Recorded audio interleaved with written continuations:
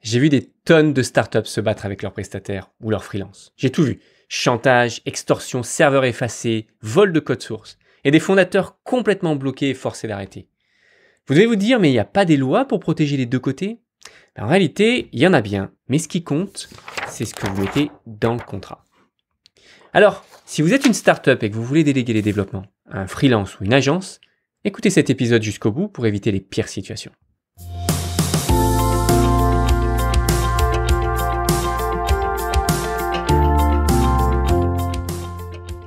Bienvenue, vous êtes fondateur, vous n'avez pas de compétences techniques, pas de panique, avec le Startup Snack, on vous donne toutes les clés pour piloter votre startup sereinement. Et c'est disponible sur YouTube et sur podcast. Je m'appelle Amaury, je suis le fondateur de My CTO Friend et depuis 2013, j'ai accompagné des centaines de startups en tant que CTO. Alors, avant d'avancer dans le détail de cet épisode, petite explication, je ne suis pas du tout avocat. Je suis CTO et ce que je vais vous partager ici sera évidemment à confirmer avec un avocat, mais c'est surtout ce que j'ai vu fonctionner et quelles étaient les clauses et dans quel cas on avait les pires situations et ce qu'il fallait faire pour les éviter. Alors, je vais vous parler en particulier d'un cas qui m'a marqué avec un jeune fondateur qui était dans une école de commerce, un MBA.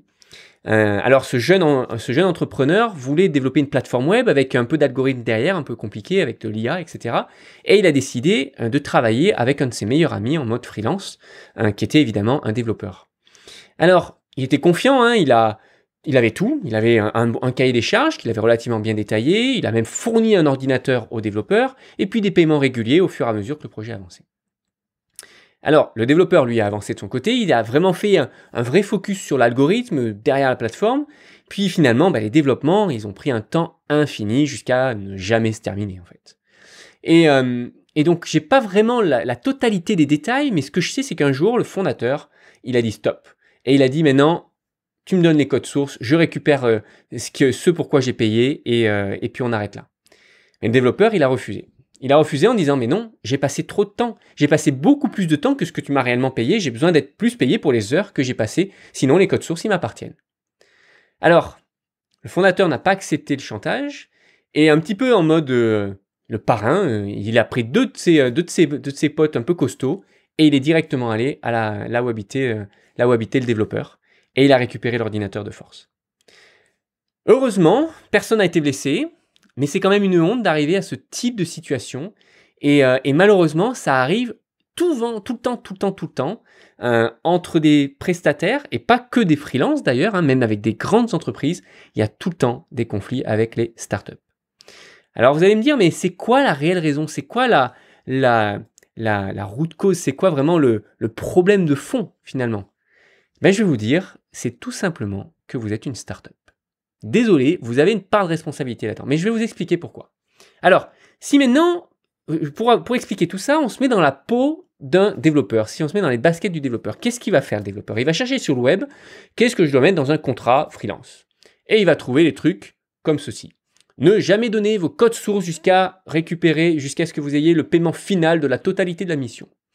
Ou alors, il va avoir des trucs genre... demander un cahier des charges bien spécifique et puis on signe le cahier des charges et il ne change pas durant le projet. Et si jamais le client veut le changer, il faut qu'il paye un supplément pour changer le cahier des charges. Alors, d'où est-ce que vous pensez que ce type de règles viennent? En réalité, ce type de règles, ça vient du monde du corporate, pas du monde des entrepreneurs et des startups. En fait, les grandes entreprises, elles ont tellement peur, quand quelqu'un travaille dans une grande entreprise, il a tellement peur de se faire taper sur les doigts, qu'il va passer des mois et des mois à créer un cahier des charges, à être dans les petits détails, etc., pour être sûr de surtout pas faire d'erreur. Et donc, les cahiers des charges ne changent pas dans ce cas-là quand on travaille avec de grosses boîtes. Le problème, c'est que les prestataires, ils se mettent à appliquer ces règles-là avec tout le monde. Et ils essayent de convaincre les fondateurs de startups en disant « Mais c'est comme ça qu'on travaille dans le milieu, vous n'êtes pas dans le milieu du développement logiciel.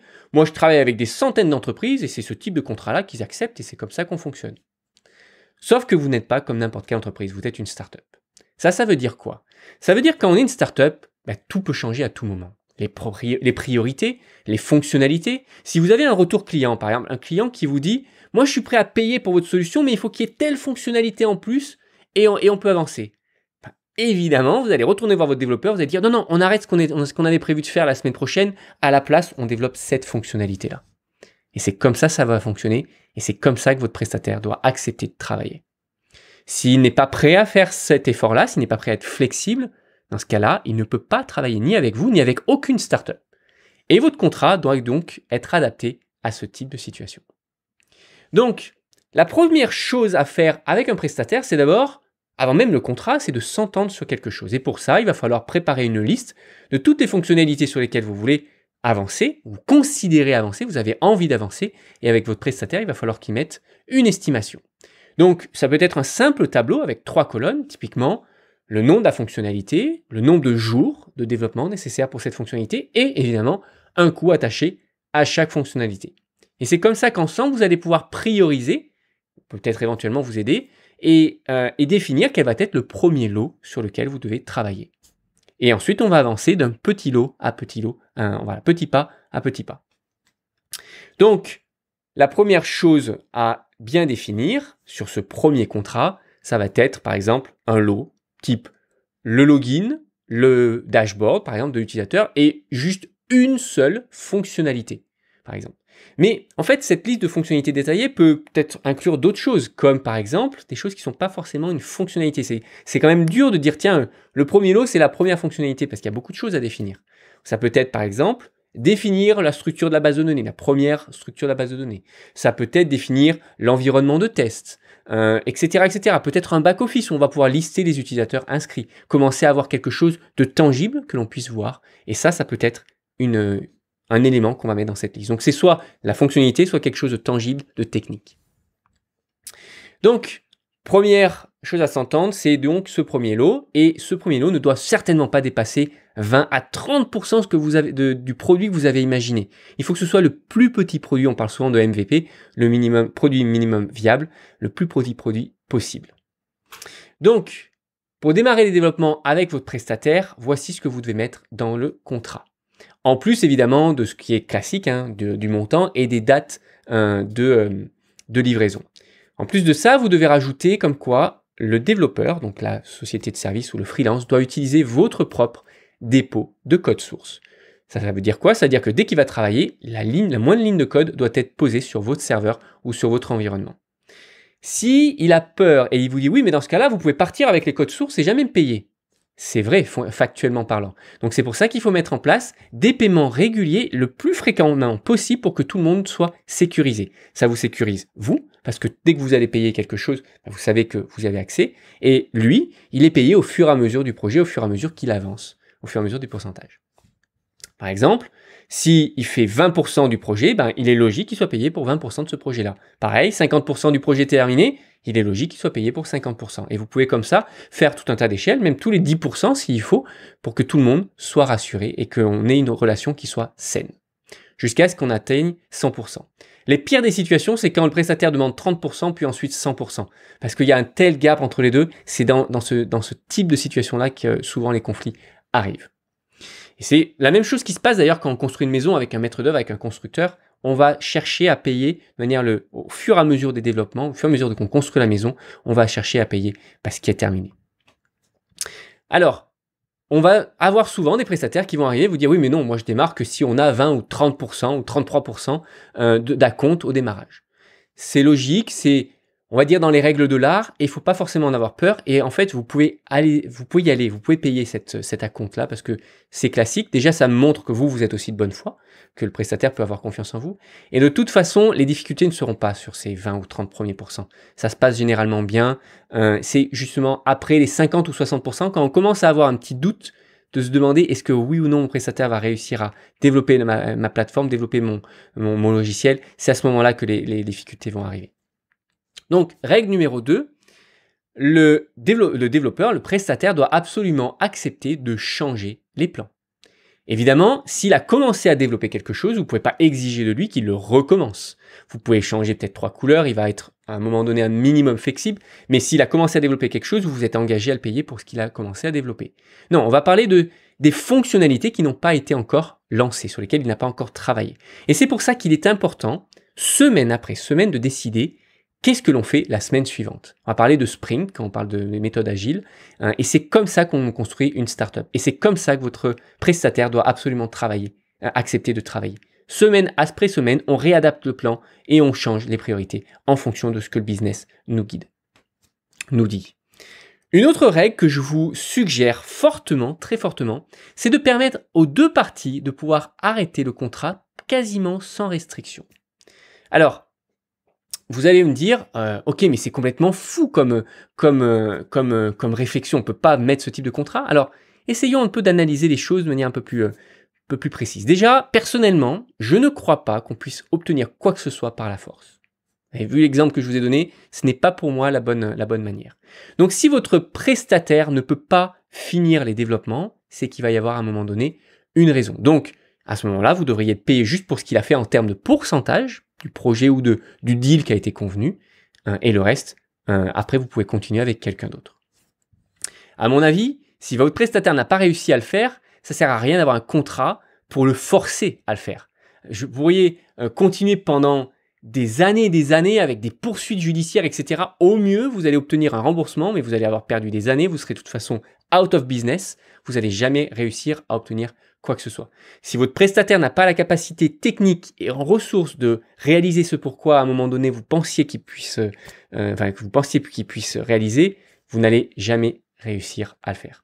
Et d'une certaine manière, vous avez aussi une certaine responsabilité là-dedans, parce que c'est vous qui avez choisi ce prestataire. Et donc, à un moment donné, il peut être intéressant pour vous de pouvoir vous en libérer. Si jamais ça se passe mal et que vous êtes bloqué avec ce prestataire-là, il faut pouvoir vous en libérer. Et pour ça, dans le contrat, je vous suggère de mettre une petite clause qu'en cas de rupture, il faut que le prestataire puisse libérer jusqu'à 7 heures de support technique, juste au cas où, pour que vous puissiez avoir vos propres développeurs. Vous pouvez prétexter comme quoi ça sera pour embaucher vos propres développeurs, ou alors que ce soit pour un prestataire qui viendra prendre la suite. Ça sera beaucoup plus simple que de faire du reverse engineering. Alors, prochaine étape, prochaine clause que je vous recommande, c'est d'ajouter une clause évidemment d'IP, d'intellectual property, de propriété intellectuelle. Tout ce qui a été développé pour votre entreprise doit appartenir à votre entreprise, même si l'ensemble des développements ne sont pas terminés.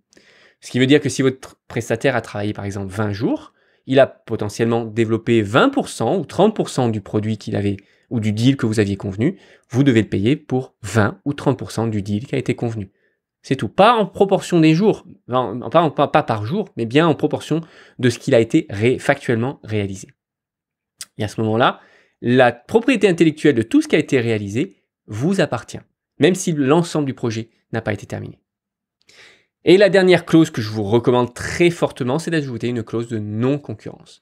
Ça veut dire quoi? Ça veut dire que votre prestataire ne peut pas aller travailler avec votre concurrent. Il ne peut pas aller partager tous vos secrets, et même s'il va potentiellement pas aller revendre les codes sources qu'il a développés pour vous, il a déjà l'expérience, il sait comment le structurer, et si jamais il devait le refaire une deuxième fois, il le ferait 2 ou 3 fois plus rapidement. Et donc, évidemment, pour un prix qui serait bien moins cher que ce qu'il vous aura facturé vous. Donc, il ne faut pas autoriser ce type de transaction, de mon point de vue. Donc, en conclusion, quand on monte une startup et quand on va négocier avec un prestataire, finalement, c'est plus une question d'état d'esprit. De savoir si oui ou non ce prestataire croit déjà dans votre projet, qui comprend ce que vous voulez faire et qui sait ce que c'est que monter une startup et qui va être suffisamment flexible et il est capable de s'adapter à votre environnement. Il faut qu'il accepte de vous livrer et de vous donner les codes sources au fur et à mesure du projet, donc d'utiliser typiquement votre dépôt de code source, d'être prêt aussi à montrer son code source à d'autres et ne pas avoir peur d'être jugé sur la qualité de son travail. Ensuite, il faut qu'il soit prêt à changer les plans, ne pas forcément avoir un plan qui est marqué dans le marbre où on a signé les spécifications à chaque fois qu'on va faire quelque chose. Non, il faut qu'on soit flexible et qu'on adapte semaine après semaine, qu'on travaille typiquement en mode agile. Il faut également qu'il accepte de mettre une clause de rupture de contrat. Si jamais ça se passe mal, il faut qu'on puisse arrêter et on paye le pourcentage de ce qui a été fourni. Et lui, en tant que prestataire, il faut essayer de négocier cette clause où il va vous fournir un petit support technique pour faire la transition vers quelqu'un d'autre, quelqu'un qui aura soit plus de ressources, plus de compétences ou plus, pas une question de compétences, mais vraiment une expertise à un moment donné, sans vouloir juger les personnes. Mais il y a des prestataires qui sont plus adaptés pour certains types de projets ou certaines technologies. Et il faut juste être capable de pouvoir se séparer de ceux qui ne le sont pas. C'est aussi pour votre bien qu'il faut mettre ce type de clause-là. Évidemment, la propriété intellectuelle doit vous appartenir, même si le projet n'a pas été défini entièrement, et ajouter une clause de non-concurrence pour éviter qu'il puisse travailler avec un potentiel futur compétiteur, un futur concurrent. Ça serait beaucoup trop risqué. Voilà, j'espère que vous avez apprécié et aimé cette vidéo. Likez et abonnez-vous pour recevoir chaque semaine de nouveaux astuces sur comment monter et scaler sa startup. Si vous avez des questions ou un sujet à suggérer, faites juste un commentaire ci-dessous. Si vous voulez en savoir plus sur notre programme dédié aux startups sans CTO, dans ce cas-là, rendez-vous sur myctofriend.co. À très bientôt.